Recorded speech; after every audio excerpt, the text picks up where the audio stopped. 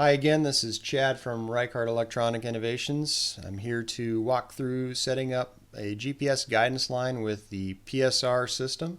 We'll also talk a little bit about setting up a multi-line and also review some of our GPS configuration pages. From the main screen, we want to make sure that we're in the GPS steering mode.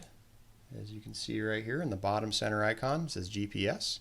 If we're not in GPS steering mode, you would want to press and hold the steering wheel with the 3 orange dots soft key icon to select the proper steering mode. So for example, if we're in road guidance, you would go over to GPS and then select the flashing steering wheel icon again. While in GPS steering mode, if I tap the wrench button, it'll take me to the GPS menu. And from here we have 4 different menus available. The first icon, letter A, is where we go to set up any parallel guidance line, AB line or an A plus heading. Icon letter B is for any kind of a circle pattern or a center pivot. Icon letter C is where we'd set up a multi-line where you have multiple lines in a single field and you can swap between them on the fly. And then icon letter D is for configuring for performance settings specific for GPS steering mode. So first and foremost, we'll go to icon letter A with the tractor and the implement and the lines behind it. If I go into here, press A. It says straight track. Right now we can select an existing guidance line. In this case there are none. We're going to create a new one. I'm going to go ahead and select new. And we'll go ahead and just call this North. And we'll call it North Headland. Hopefully you have character space for that. North Headland. And we're going to go ahead and pick a method of entry. So you can do A plus B, where you set an A point, drive to a B point, and then set a B point. You can do A plus heading, where you set an A point and then type in a heading or drive forward. It'll automatically populate that heading. We can do a lat long, where you type in the latitude and longitude of your A and B points. Or you can type in the latitude, longitude of your A point and a heading. And these are all interchangeable. You can swap between them and fill in the gaps as needed. Once you've selected a method, for example, here I will pick A plus heading.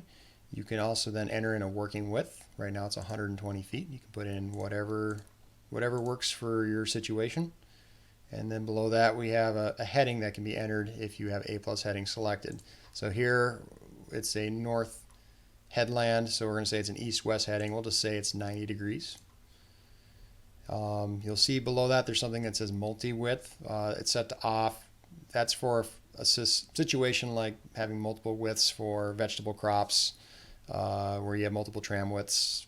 Typically leave that at off. If you have any situations where you have unique field patterns where it needs it, read up on the operator's documentation, but for the most part we just like to leave it at the off setting. From here we can set an A point,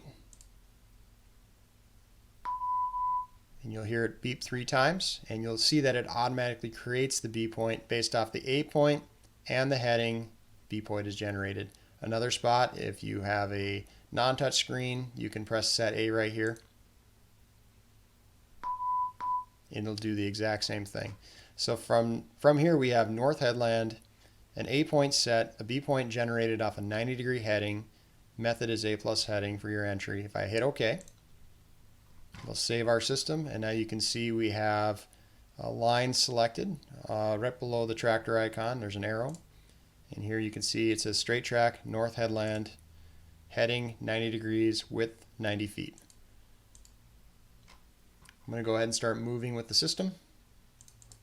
Add some speed, and you'll see the heading automatically updates. You can see we're in the guides pattern. If I start turning the tractor to the right or to the left, the lines will twist and turn. I'll go back to 270. It'll square back up again. You see our real-time compass is squaring up. I'll go ahead and recenter my line. Hit the wrench button again. We're going to go ahead and make one more line.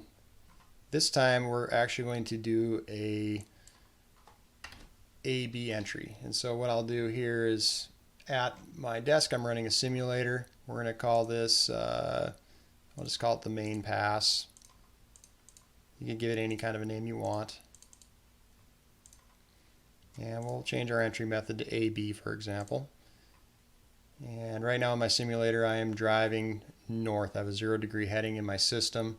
If I set my A point, it'll fill in my current position.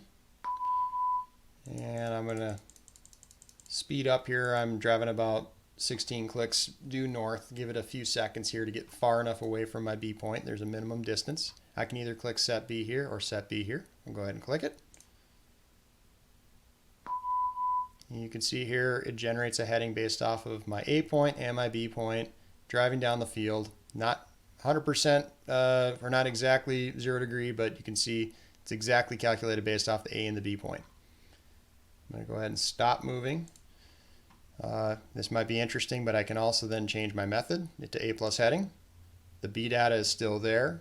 I can change my heading to, if I want it to be exactly 0, and it creates a new B point based off of this heading and this A point. If I switch to A plus B, and then I set my B point, distance too far away, let me hit start. Make sure I have GPS coming in, I'll set a B point again.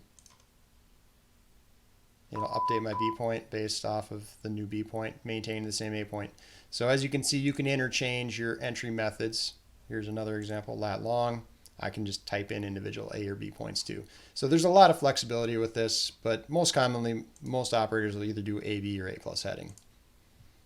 One last thing is if you want to, if you press A plus heading and you set your A point and you just start driving north with speed, it'll automatically, if I turn to the right here, 10 degrees, it'll actually update in real time your receiver heading, and it'll create a B point on the fly based on what your heading is.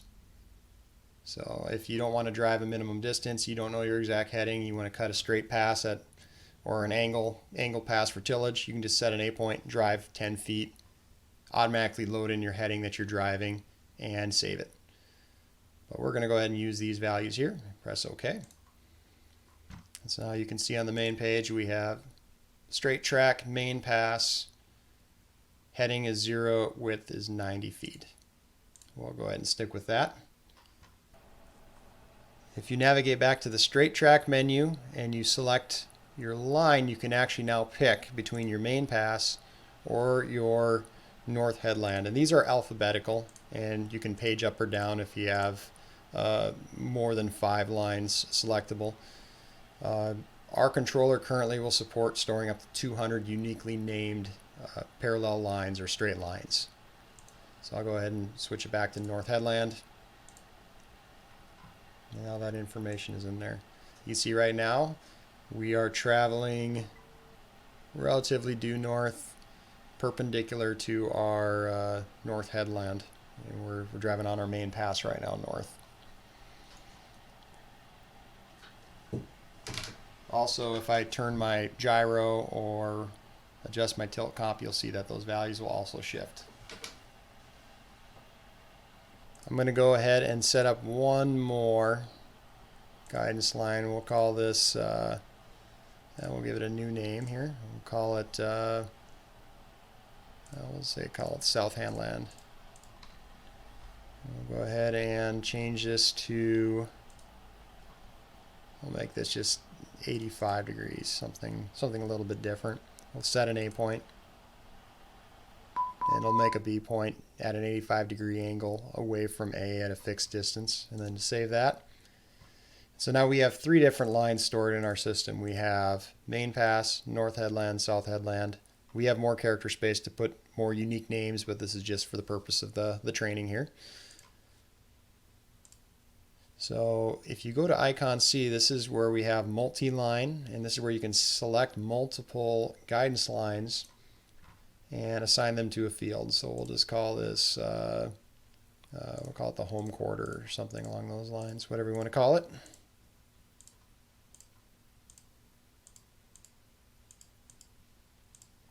From here we can pick from our list of existing lines. So we're going to say north headland, then we're going to drive on our main pass down, and then we're going to do our south headland. And if you want, you can even then do main pass again if you want to group it like that. And you can do up to 8 lines in a single field. You notice that the width is also available in this menu. Just to point out, this is the same width whether you're in the AB menu, the circle pivot or circle pattern menu, or in the multi-line menu. It's the same exact width for all systems. You change it in one, it changes it for all. So if I'm in multi-line and I save it, I'm going to go ahead and start moving here. And we'll start going about 90 degrees. Why not? Change that in our system, in my simulator here. Right now we're a few passes over, but if I hit the information page over here, you can see right now multi-line, we're in the home quarter, we're on the north headland. I can still recenter this particular line. Page over here, I have all our heading information specific to that line, and I can loop back to the main bit of information. So right now, if I hit the icon for sensitivity and I tap that once,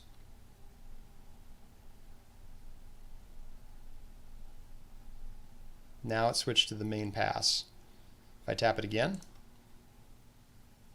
now we're in the south headland. You remember I also set up for my 4th line main pass again, so it should go back to main pass. Tap it again, I'm at my north headland. If I'm actively engaged, now we're auto steering, and then if I tap this button, it won't switch automatically. It'll stay in the north headland, but what it's saying is the next time we disengage, it'll switch to the main pass. So you can, on the fly, hit the button again, while we're auto steering, queue up the next line that you want to utilize. And then when I disengage, it automatically switches to the main pass. I'm going to go ahead and switch that to about a 0 degree heading so it lines up right. But you can kind of see how this works.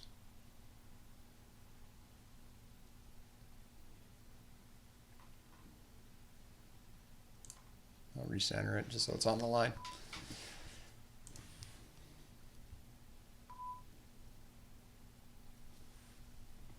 So that's how the multi-line function works.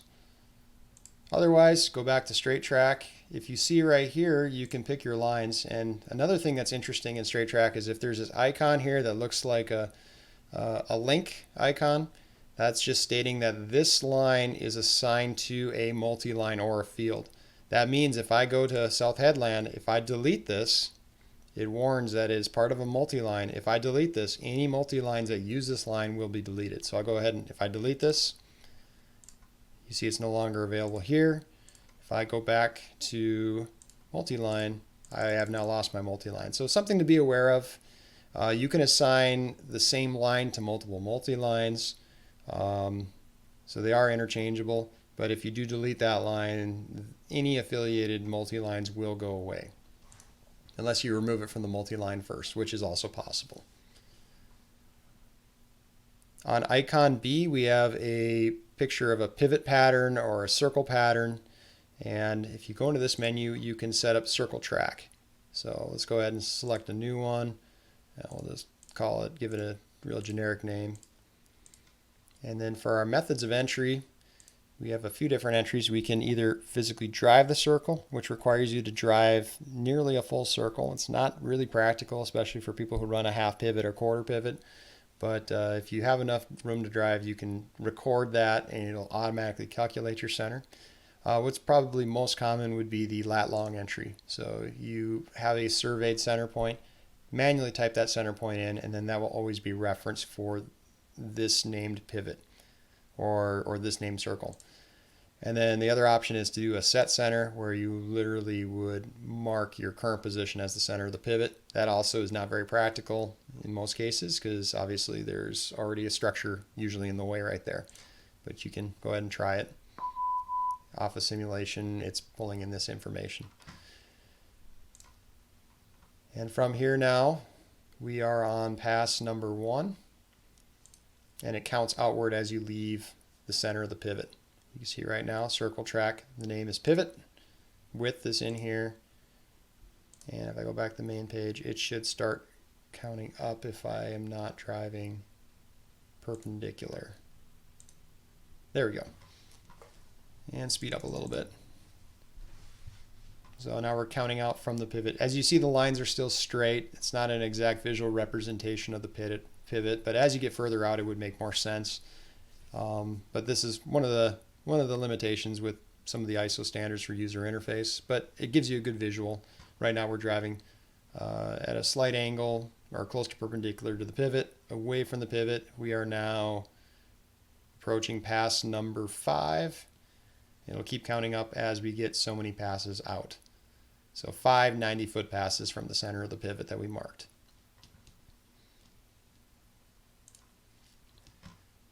The last icon in the GPS menu has a picture of a wrench. If you select that, it's icon D. And it takes you to our GPS configuration page. And this is where you can set up some adjustments for performance settings. So we have our line acquire angle. It's a slider. And it allows you to increase or decrease the approach angle to a GPS guidance line. Really depends on the machine. These are defaulted based on a vehicle profile, but are adjustable by the operator.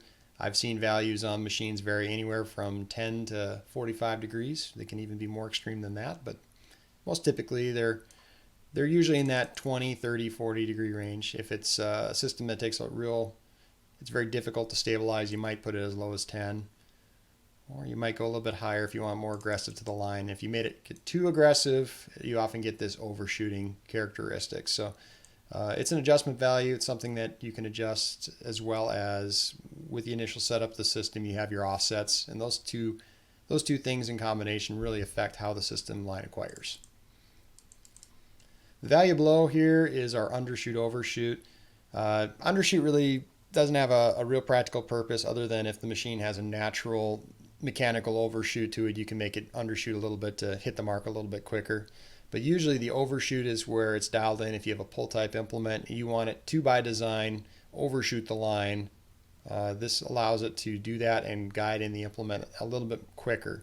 But most commonly, especially if it's a fixed implement like a 3-point or a header on a combine, you'd leave this at 0. If you hit the right arrow key over, we have then an implement offset. And this is where you'd put in an offset where you have a guess row on your planner, for example. Let's say you're planning in 30-inch rows and your planted row is to the right of your planner is maybe 36 inches from the pass to the right. So you need to move into the right. Actually, you need to move into the right 6 inches. But really, when you're turning the machine around, it doubles the effect. So you really only need to move to the right 3 inches. But in our system, you put in a positive 6. This would move you to the right 3 and then double the effect when you turn around. And if you want to move left, you'd put in a negative value. It would do the same thing, but in the opposite direction. Below that, we have tilt correction of the axis. And this is more common with row guidance for adjusting. But you can also utilize this for extra compensation, especially if you have machines where you have situations where the chassis may slide down the hill a little bit more than even compensating with GPS. This allows you to over or under compensate based on what we're seeing in the field. Pitch angle is another factor where we can compensate the amount of roll angle compensation depending if we're going up or down a hill, leaning forward or leaning back. And so these are adjustments that can also be added or altered with our system. That should about cover it for now for the topic of the GPS menu. Again, if you have any questions, feel free to give us a call or email us at info@reichhardt.com. Thank you for listening.